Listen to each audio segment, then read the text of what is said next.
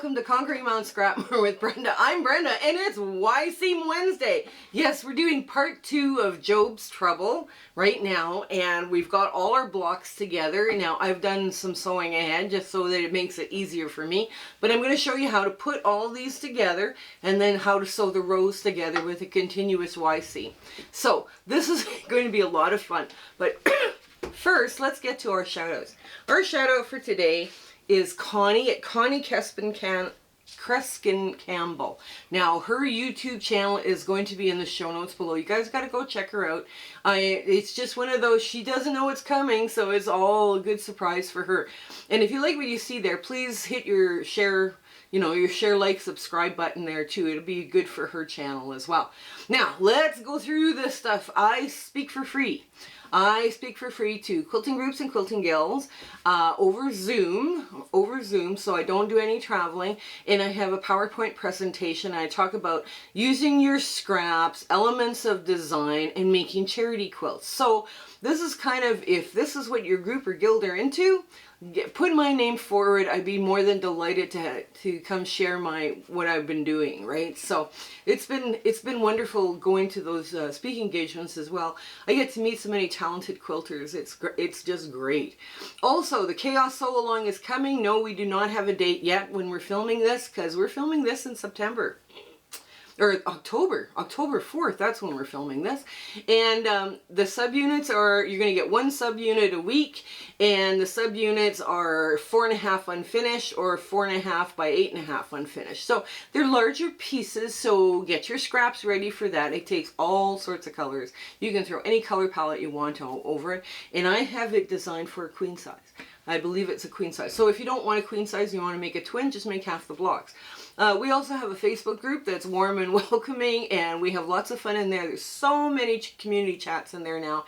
It's wonderful. We do a virtual sewing room too for the Facebook group, and we have Discord to host it.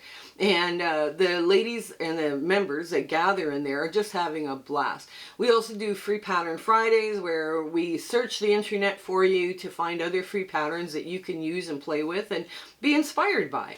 There's recipes and giving thanks and Saturday snippets, and we're just having, there's so many, it's so much fun to go in there, and we've got some admins that are working really hard to make it a fun place. The Zoom sew dates are from now until the end of December. I have not looked at a 2025 calendar when we're filming this, October 4th, because life has been busy. But we will put those dates in. We will make that commitment for you for 2025, and because we have so much fun with those sew dates. I get to meet the people that are watching, and we get comments from them and what they want to see and what they want to do. It's all great. It's just wonderful. Let's see, share, like, and subscribe. Please, our channel, we're trying to get the word out about us and all the free patterns that we try and come up with for you guys and try to present for you, and we're just hoping that you can share this with your friends and, other people that are quilters. So, I think that's it. That's covered it all. Come on in. Let's get to the sewing. Okay. So here we are at the sewing machine. Now, I had to change some of this around. I decided, okay, if I go, because when you put the blocks, when you start sewing the blocks together, I've just quickly discovered that, yeah, there's problems with this. For starters, I had to go 90. I went 90 blocks, or 90 of these and 90 of the squares. And I might be, because of the way they assemble on rows, I'm going to be lucky to have a twin size quilt when I'm done. So I am so sorry, I apologize, but hey, now it's just going to use up more scraps. So what you're going to do is you're going to press open. Very important, you press open. Now, I'm just going to line these up so I have just a little bit of a triangle. Right? Can you see just the little bits of the triangles that are hanging out? And that's what I'm going to sew. I am just going to sew them down, just like that, very quick. And like I say, press open. Pressing open is your friend in this. And like I say, I'm not going to do like the whole bit here. I think you guys will probably get it within a couple, just doing a couple of these. Now, this again, you're going to press one way, And just, like I say, finger press with your nail.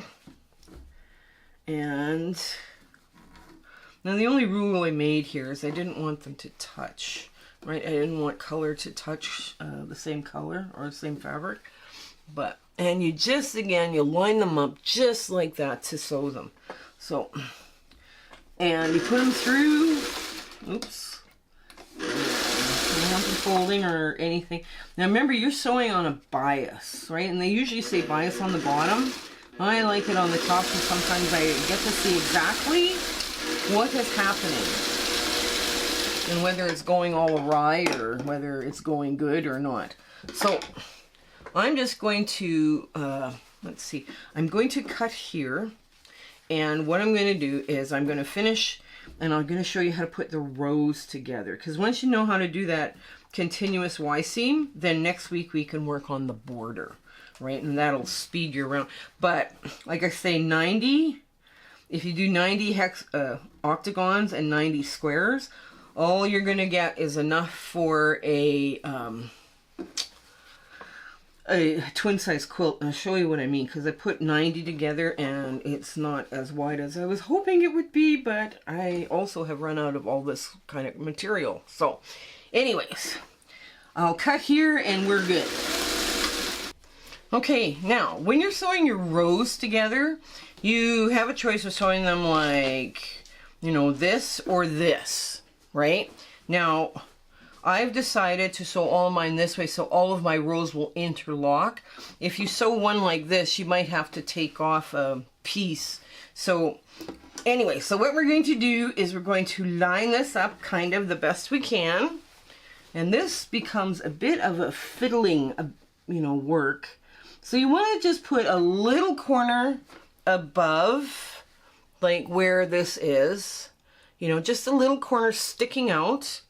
And you want to try and line up the bottom as best you can with that line. Now, if you want to draw your points where your pivot points are on your fabric, you know, please do. If that makes you comfortable, you know, to do it that way, go for it. I've done so much of this stuff here lately that I've gotten really good, and I just pivot and I have yet to get a pucker. So I'm just like, I know why I haven't got a pucker, and I will explain it to you when we get there.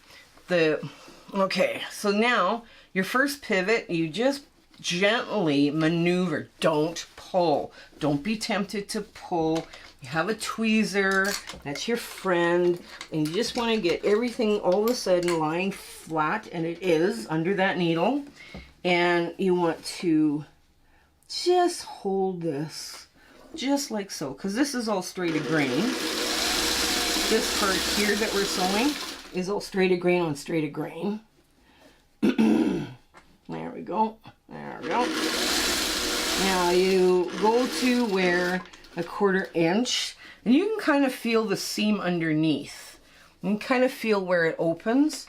You have to be really, you know, and like I say, go slow. Don't you know, don't rush on this. I think this would have been a much easier task for me. Oh, there it is. There, got it lie flat. Yay! And it would have been a much easier task doing this by hand, because it's one continuous Y seam that you're going to go through. And you just keep going back and forth, just like so. You feel where that crease is, and you kind of want to line it up. And there you go. Now, one of the rules I made for myself, and you don't have to follow any rules, right? That's, I mean, this is kind of rule-free zone here too sometimes. But I didn't want two of the same fabrics touching on the sides. So what I did is I checked all my rows to see if they would go together first before I sewed them. And if they didn't, I would just take the part, let's say this was the same fabric as the one it was going to be sewn on, I would just take it apart and put the other end on, right? So then it it would mix up where the fabric placements are. And it's a really easy fix when you're doing this, when you're doing it this way. So now we just keep changing the direction of our sewing. And like I say, it is a little fiddly, but you know, it is doable. It is doable. Now I'm just gonna gently take this. There we go. And make sure it's in the right spot. Yes, it is. There we go. But yeah, take your time, draw your dots if you need to. Don't be embarrassed, because I mean, some people, the pivot points, I mean, if that's what they got to draw, that's what they got to draw. And pivot points, drawing your pivot points, that's hand sewing. That's a hand sewing technique to keep you in line with what you're doing. So, I mean, the skills sometimes are very transferable. Okay, you're flat suddenly. Yay! You're flat. I'm going to sew you right quick. Oh, this is, yes, there it is.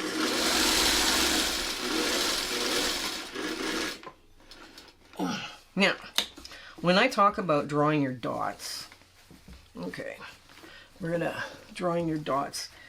It's kind of a X marks the spot, the treasure map approach. X marks the spot. So you take your ruler, your 1/4 inch ruler, and with this fabric I might have to take a pen, but that's okay. Now I'm going to draw in a 1/4 inch in right there, and lightly with my pen make a little line, and go the other way lightly with my line. And I now have an X and a big black spot on my thumb. Yay, hang on. My pen is leaking. Hold on, let me get the ink off my hands. There we go. Rub it on some cotton. Oh dear. So that's what I'm talking about by doing your X. You do your X, and then this one you would see, these two you would see, and then you would keep drawing your X's down. So it's kind of like the treasure map approach. X marks the spot where you pivot. So it's all good. Okay.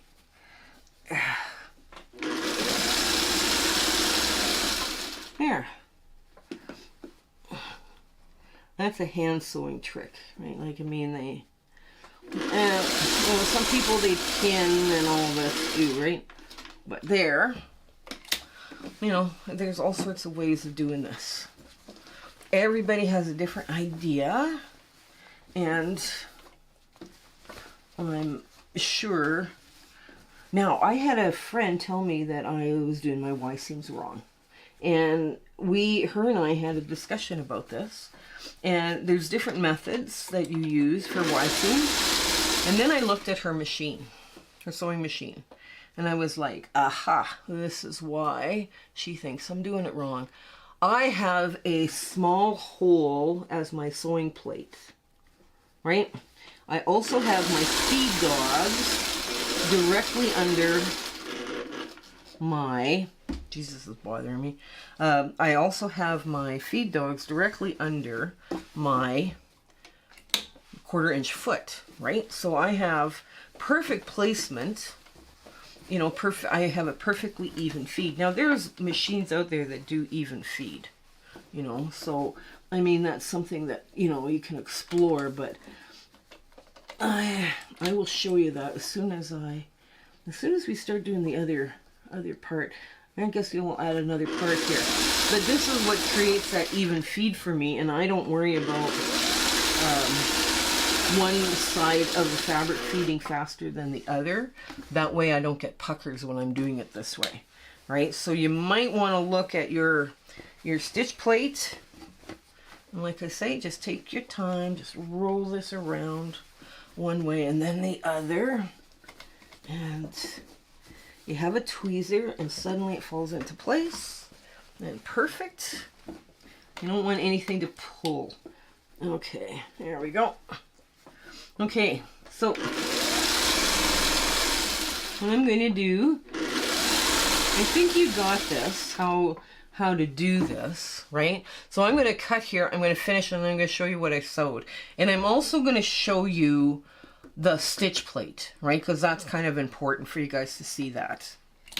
Okay, here is a close-up of the foot area, and I've taken my foot off the shank here, so you can see I have just a little tiny hole that the bobbin thread comes up with, and I have feed dogs, right? I have 3 sets of feed dogs. I have a feed dog directly behind the hole, and I have one to the right and to the left of the hole, right? So when I put my needle or my foot on, I have a feed dog under each side of my foot. That's the way I'm getting very even feed. And that's why I can do the pivot method for the Y seams. Now, if you have to go up to your Y seam and back stitch, you know, and then start again and start again, that's, you have to do it that way. But this is why I have a major advantage on doing these continuous Y seams, is because my hole is small, I'm not going to have fabric sucked down into it, and I have perfect feed because of the placement of these feed dogs. Okay, so here's the row we just sewed. We just finished sewing, and you can see it's, you know, it's got lots of color, and that, you know, that pale blue, the square just works. Now, I forgot. I thought, okay, this is a 7-inch octagon and a 3.5-inch square, right? 10 inches, but it's not 10 inches this way, right? So when I cut 81, I was like, I am making a really skinny quilt. So I went with 90, and I figured, okay, so now we're at 90, and we're still at a skinny quilt because it's only 7 inches across, right? So it's now 10 inches. You know, this is 10 inches. It's the way they interlock together that's creating this insanity. Would I make this quilt again? Oh, yes. Because here's what it looks like. I'll just give you an idea of what this is going to... This is now twin size. Once I get this sewn on, this is twin size. So this is what it looks like when, you know, all the fabrics are together, right? So I will put this up in the community part when we get a picture of it. If we get a picture of it, I'll put it up. So next week we're going to do the borders. Now I'm going to play a little bit with the borders to make it a little wider, and I will have this piece all sewn on here, but this is only going to be a twin. Will I do this quilt again? Oh yes. Will I do it in a smaller size? Definitely. A smaller size, because this is a, you know, a 7.5-inch octagon here. Will I do it in a, you know, a smaller size? Yes. Will it be a hand sewing project? Oh yes, definitely. Will it all be blue? I'm really tired of blue right now, so maybe not. But we'll address that later. But yeah, I really enjoyed putting this together, and I did not end up with the puckering because of where my feed dogs are under my foot and that hole. So you have to look at your modern machine, because a lot of you aren't sewing on an antique, right? You know, some of you are probably sewing with a modern machine, and that's going to cause you some issues like as you do this. So, you know, take your time, pin, mark your pivot points, pin, do all those kinds of things to help you along. And this does come together without puckers or tears. Maybe a little cursing every once in a while, but that, yeah, okay. It's expected. Okay, so I hope you have an absolutely fabulous week ahead. And I can hardly wait to show you what we're going to do with the borders here. And I'll have another PDF for you. So I hope you have an amazing week and everything is going great for you and life is treating you very gently. Okay, you take care until we meet each other again. Okay, bye! Hello again. We just want to thank you for enjoying our video and, you know, coming along with my husband and my YouTube adventure and quilting. And, you know, sometimes things don't work out as best they should, and sometimes they work out great. We're going, wow, that went well. But it's been an amazing journey, and I'm so glad I could share it with you. Share, like, and subscribe these videos. That really helps us out, and it helps us make more charity quilts, okay? So you guys take care until we have a chance to meet again, okay? Bye!